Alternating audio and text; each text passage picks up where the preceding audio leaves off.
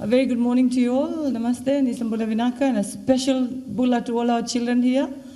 Bula, Rossi. I just managed to learn one name, but hopefully by the end of this program I should be able to learn the names of all our special children here. Thank you very much for having me here this morning to just share my thoughts on how education can be the way forward for our children suffering from any disability. I'm not going to talk about one particular disability, but the fact that we have a number of disabilities that is found in our society and particularly pertinent to our children. And the fact that this is, I've been told, the second of kind of a workshop that has been held to empower our educators, empower our teachers, officials from the divisions, and invited representatives. I thank you all for being here this morning with us. And I think if I can start by saying that we are blessed to be in the same room as these special children. While we have many in our schools, our mainstream schools and our special schools, I'm sure there are many out there who still need to be reached out. And this is where we are going to emphasize on the role of parents, caregivers, and us educators in trying to bring these children to the forefront of education. Every now and then we hear about inclusivity and including them in our education system, in our family lives, in our community, in our societies. I think that's the way forward for anyone who has been disadvantaged or is not privileged to enjoy life as you and I enjoy. So we must give our Lord a big thank you for making us who we are. And the fact that we are normal doesn't mean there are people who don't. There are many people who don't enjoy life as we do. And it's our responsibilities as adults, as educators, and simply as human beings to ensure we do all in our power, all in our midst to ensure that we bring about comfort to these lovely, lovely souls around us. Be it children or be it young people, be it adults, be it the elderly. It's our human responsibility to reach out to these people. So as educators, I think we have more on our shoulders because we can contribute more towards our societies. So let us not restrict our compassion, ladies and gentlemen, only to our little children. Let's reach out to our family members who need our assistance. Let's reach out to those in our communities who need our support and guidance and assistance and bring them to the forefront of a life that could be lived fully, regardless of whatever disabilities one may have. So once again, thank you very much. And I started off with compassion and empathy. I think that's what makes us all human beings, and that's what makes us good human beings, okay? Let us not push ourselves back from showing the emotions that we have, okay? You need to smile, you need to cry, you cry, you need to be sorrowful, you be sorrowful, you want to share your joys, you do that, okay? And we must encourage our children as well. As adults, that's one value that we must encourage in our little children, okay, at home. So that when we have children in the mainstream schools, our own children know how to relate, okay? When we come across people with disabilities, I think what we normally do is give them a second look, huh? We see somebody and we give them a second look. I think that's not the way forward. Why are we trying to give people with disabilities a second look? They're human beings, okay? So what, they have disabilities. Now those things will ensure that the stigma that normally is placed on such individuals is removed from our society. Children, in your classrooms, even if it's not in the curriculum, as educators, you need to just talk to children about these small things that's going to make a difference. So coming back to the workshop this morning, I'm indeed thankful that we are organizing these kind of workshops for our teachers. I think we also need to do it for our health personnel as well. Parents as well, so if we haven't included parents this time, maybe we can include parents as well, because they play a very important role as well.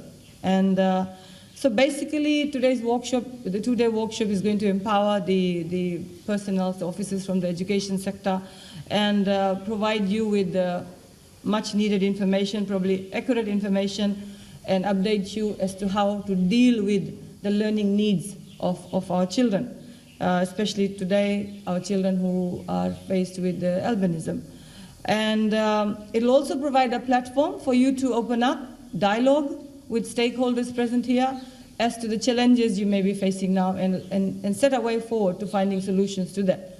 We have workshops now and then. A lot of workshops are being held. A lot of material is being disseminated. A lot of information goes out to you. But how you put into practical use in your classrooms, ladies and gentlemen, that's very important.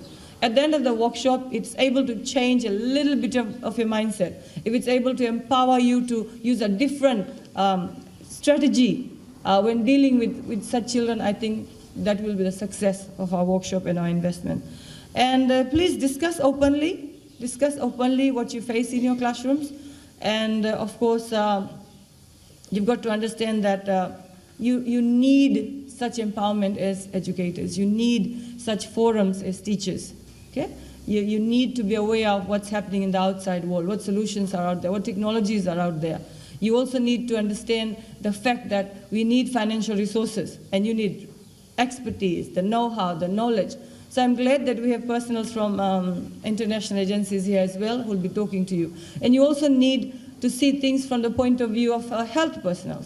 Okay? You also need to understand the parents' role as well. What difficulties are parents facing when it comes to sending their children to school, when it comes to providing the much needed needs of the children. So as teachers, this will provide you to get a holistic view of things. And of course, like I said, don't refrain from voicing your concerns out too. It doesn't have to be a one-way thing. The facilitators here and you there are sitting and listening, absorbing everything. Whatever questions and queries you have, please voice it out here. And, and you've got to understand the special emotional need, the physical need, the psychosocial needs of such children. So I believe that the overall welfare and development of persons with any form of disability is strongly contingent upon education, you educators, us government agencies, and of course all the stakeholders that work towards promoting the welfare of our disabled children and persons living with disability. So I'd just like to thank everybody, all the stakeholders that has been working, all the generous donors that have been, Ministry of Health, Ministry of Education, of course the government of Fiji for allocating budgetary allocations.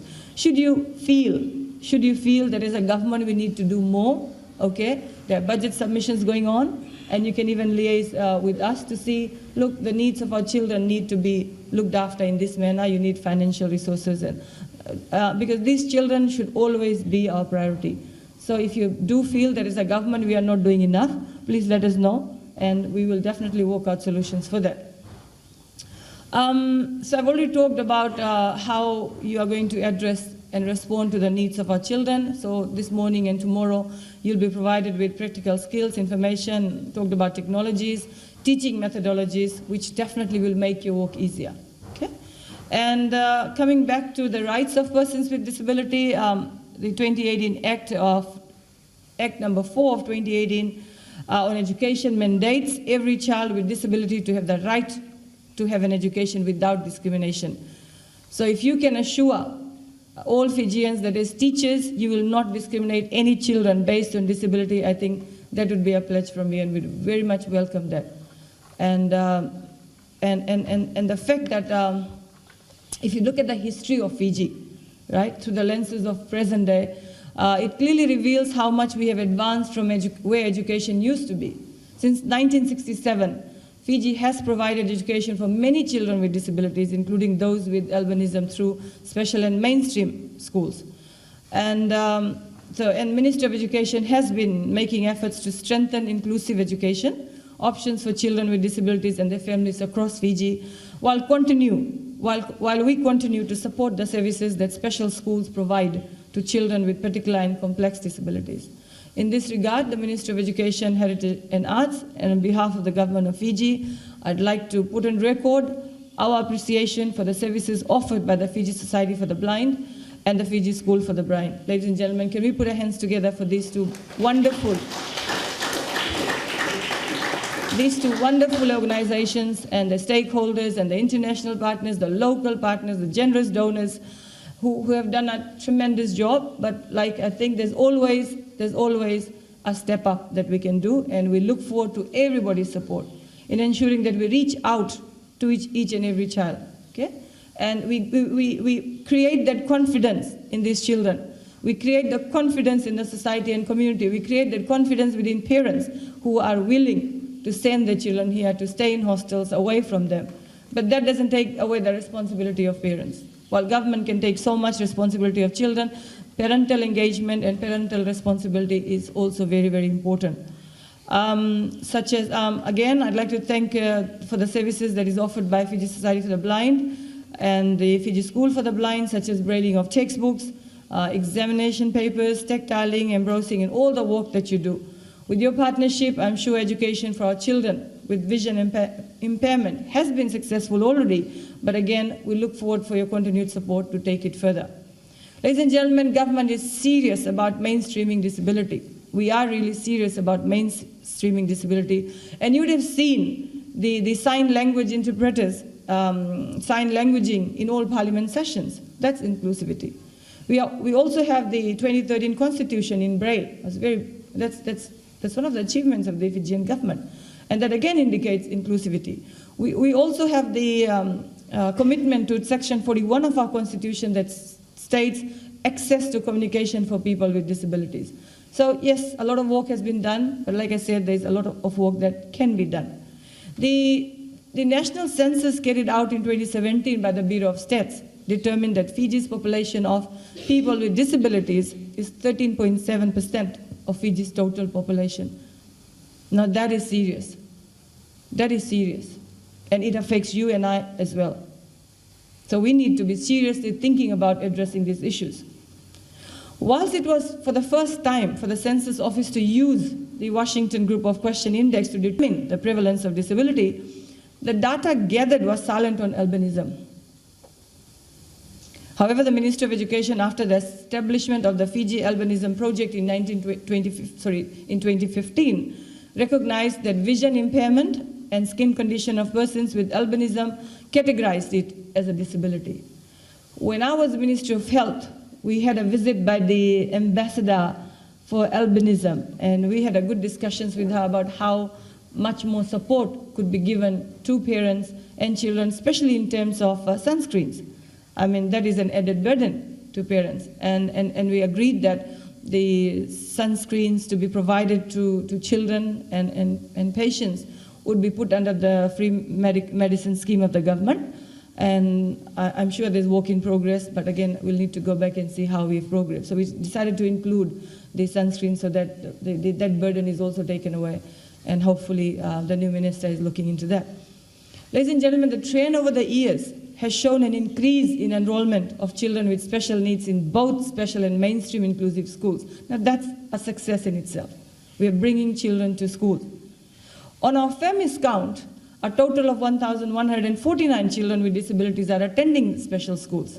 143 are in the inclusive schools, adding the total to 1,292 compared to 1,153 in 2018 and 1,149 in 2017. So that's the data that we have. And we need data. It's very important that we need data to stock take of progress is made. Otherwise, without data, we're just in a sinking ship. We don't know whether we're going this way or whether we're going that way, whether we're making progress or not. So the data of the Ministry of Education indicates that enrollment numbers in mainstreams and special schools have increased. And hopefully we are able to keep up with that trend. Now, what does that indicate? It indicates, like I said, confidence in the school system. It indicates that inclusivity that we talk about is working. But I'm sure for every one child that gets enrolled in our schools, whether mainstream or the special school, there are 10 or 12 maybe out there who we have yet to reach out to. So the challenge for us is to work with communities to ensure that we reach out to each and every child. It's going to take some time. It's going to take some time, but I think we can do that. Ladies and gentlemen, children with albinism are not included in this count as the entries on the student learning profile will be entered after this workshop. So after this workshop, I think you will need to know them. You will obviously learn and understand the importance of data. And when you go back, your schools will be tasked to put those data as per records in our FEMIS system. And of course, the numbers that I've just given obviously will hopefully show an increase. So as a ministry, as a government, it remains our priority to assist children with albinism to attain the greatest good in their lives, and especially if it relates to good education. The Fijian government's priority is educating an educated society. Okay? And the Ministry of Education in last year's budget probably got the biggest budget out of all the ministries, because that's the priority that we place in education. Okay?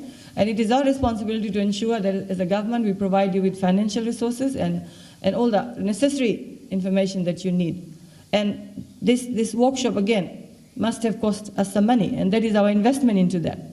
So everywhere that we put our resources, or whether it's in terms of transport, whether it's knowledge, whether it's skill, expertise, whether it's finances, it must have a positive impact after some time. So ladies and gentlemen, the reward of good education cannot be overemphasized, because it's one thing that lays a stable foundation for all future endeavors of any person, any given child, any given individual. And the quality of education that we expose our children to in the formative years will strongly determine the future of that child. So at the Ministry of Education, Heritage and Arts, we believe in making strong efforts in ensuring that the environment in which children with albinism study and learn is also conducive. Today we are building up a teacher environment, but we also need to build up a child-centered environment that is going to promote albinism. Okay? So, and I think you must congratulate yourself for being the trailblazers in creating that teacher-friendly environment, teacher environment that is albinism-friendly. But I suggest the way forward would be teacher environment that is disability-friendly. Or forget about disability, just say teacher environment that is student-friendly. Let's not separate students with disability and ability and albinism and all those disabilities we have. So our goal, wherever we are, I understand that as teachers, especially those that teach in very, very remote areas, in the maritime areas, you're constantly faced with a lot of constraints, and we are aware of that. But we can only progress slowly, one step at a time. Okay? So please be that teacher that is child-friendly, and I'm sure you'll make impacts on people's lives. Most of us, teachers, educators, probably have been ignorant of the visual challenges that children with disability, and in particular albinism, face in the classroom as such. We may not have paid proper attention to their complaints. Complaints such as, teacher, I can't write properly because I can't see the board. Because when I was sitting here, to me, all these children look normal, till I was told that they're so vibrant, they're so happy, there's a gleam in their eyes. Unfortunately and sadly, some of them have vision impairments. So sometimes as teachers, if we don't understand our children on an individual basis, the kids will keep complaining. I can't see the board, or they keep squinting their eyes, or they are being bullied even within the classroom, they're slow learners. So as a teacher, that's your priority, to understand your children and make sure that children are not subjected to this. So sensitizing you in terms of addressing the needs of children with disabilities is the way forward. And I'm sure you'll not see this workshop as just one of the workshops that you attend, or one of the workshops that you've attended over so many times. Okay? There must be some fruitful outcomes of this. So, what should I say? And this would help us. So once we are aware of our children, once we are sensitized, this sensitized is a very, very, a word that we use every day. Yesterday we were at the UNDP workshop, we were talking about gender-sensitized parliaments. Today we are talking about sensitizing teachers to address the needs. So what does it actually mean? Gender sensitizing, disability sensitizing. What does it mean? It's making you more aware. It's basically that. Why does the child behave like that? Why is the child not able to read? So being sensitive to the needs of the people that you are with, or being sensitive to the needs of people that you are working for or working under. Right? So at the Ministry of Education, we have 5 key priority areas, and we wish to engage all our education stakeholders to support our vision and efforts to 1, promote enrollment and attendance of students with disability, develop policies, standards, and guidelines to promote inclusive education, ensure that our curriculum supports the learning needs of all children, strengthening training for teachers and education of students with disability at all levels, and this is the start, and of course provide appropriate supports needed to enhance the education and training of students with disabilities in Fiji, leading to useful engagement, including employment. We will continue our efforts to strengthen support to special schools by concentrating on the 5 key issues above. And of course, we will need to string up all our resources together to ensure that our children with special needs get the proper recognition that they rightfully deserve. Under Pillar 4 of the Ministry's reform, the role of parents, again, needs to be emphasized as well.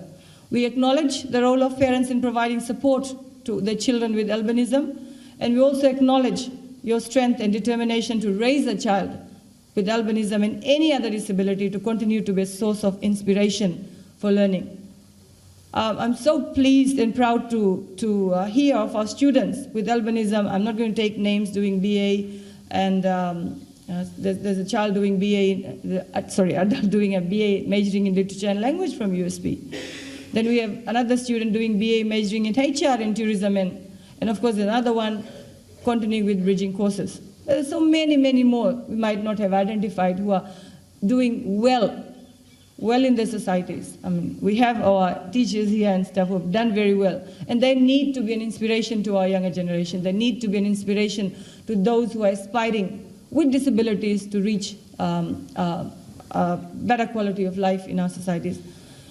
So, ladies and gentlemen, it is beyond certain that with grounded confidence that you and I can have in ourselves as government agencies, as stakeholder partners, as medical professionals, as teachers, from the home front to a conducive learning environment in the classroom, at whatever level, persons with disability will undoubtedly excel and succeed in various career possibilities that await them in the new Fiji that we are trying to create. So I'd like to leave with this, with all your support, with all DEC on hands, with goodness in our hearts, and with love and care and compassion and empathy for those that may not enjoy life as we are because of disabilities and because of other socioeconomic conditions. I think we can strengthen our education sector, we can strengthen our education systems, and we start with you teachers and our education officers and our stakeholders here, that we build a society that is responsive and sensitive to the needs of not only our children, but every other Fijian that is going through these challenges in their daily lives. Okay? And I'm sure that is a dream that we can all dream on. And it is a dream that will unfold in future if we are committed and dedicated to our work, like I said, with goodness in our heart and with love for everybody else. Okay? So with these words, I wish you well. And I'm sure you'll have a 2-day of very, very fruitful discussions here. And I do look forward to the outcomes document of this workshop. And let's see how best we can work together to ensure we achieve our goals. So on that note, thank you very much, and God bless you all.